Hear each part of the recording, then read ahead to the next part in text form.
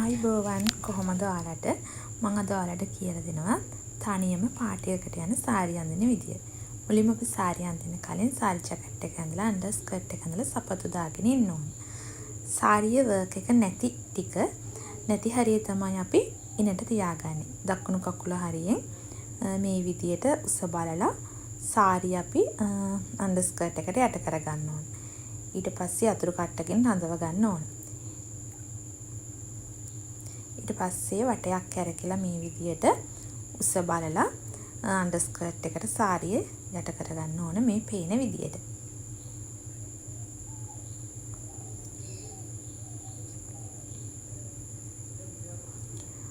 ඊට පස්සේ අපි සාරිය අතර කඩලා දාලා අඳින විදියටනේ අඳින්නේ. ඒකට අවශ්‍ය ප්‍රමාණය තෝරගෙන ඉතුරු ටික රඳව ගන්න ඕනේ. ඒ ටික අපි සාරියේ රැඩි වලට. දැන් මට නම් මේ පේන ප්‍රමාණය ඇති සාරි පටට. අපි මේ ප්‍රමාණය තෝරගෙන යතුරු කට්ටකින් රඳව ගන්න ඕන.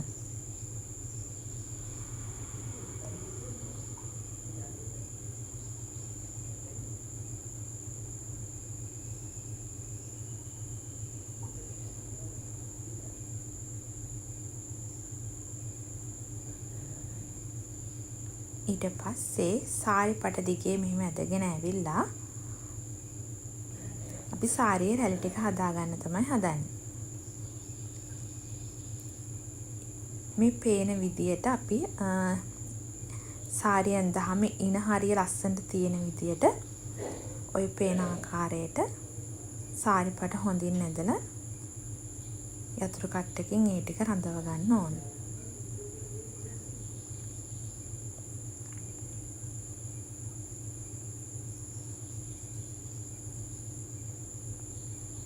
ඊට පස්සේ තවත් ඉන ලස්සනට හැඩට පේන්න අපි කලින් යතුරු කට්ට ගහපු තැනින් පොඩ්ඩක් ඇදලා තව රැලි 2-3ක් හදා ගන්න ඕන. ඔයාලට පුළුවන් මේ පේන විදියට ඒක හදා ගන්න. එතකොට සාරියෙන් දාම ඉන ලස්සනට හැඩට පේනවා.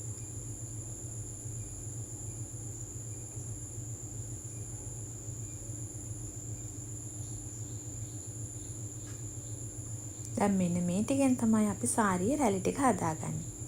මුලින්ම අපි ලොකු රැල්ලක් ගන්න ඕන.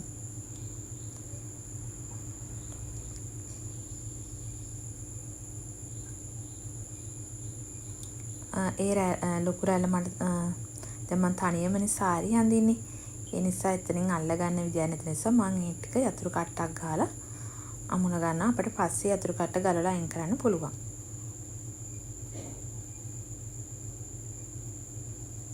ඊට පස්සේ මෙන්න මේ විදිහට අපේ ඇඟිලි පරතරයට හිටින විදිහට පොඩි රැලි හදා ගන්නවා.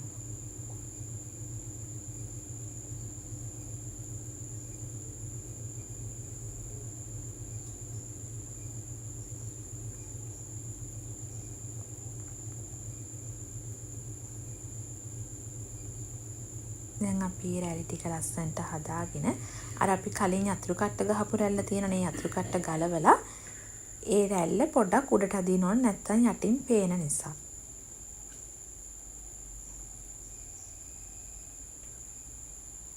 ඊට පස්සේ මෙන්න මේ විදිහට ඒ රැලි ටිකත් යතුරු කට්ටකින් අමුණ ගන්න ඕනේ. එතකොට ගැලවෙන්නේ නැහැ.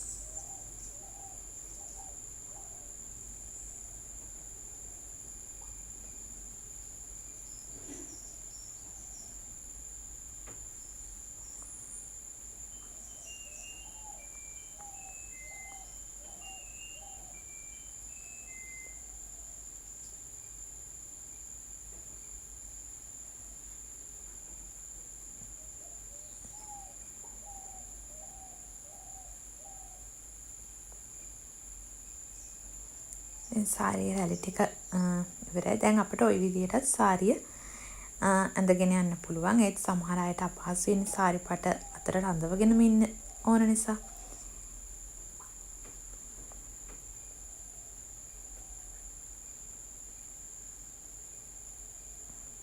ඒකට කරන්න තියෙන්නේ මෙන්න මේ පේන විදියට හැලි ටික එකතු කරලා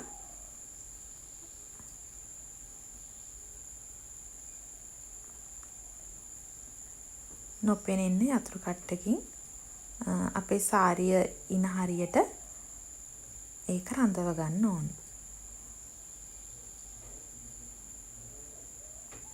දැන් සාරිය ඇඳලා ඉවරයි.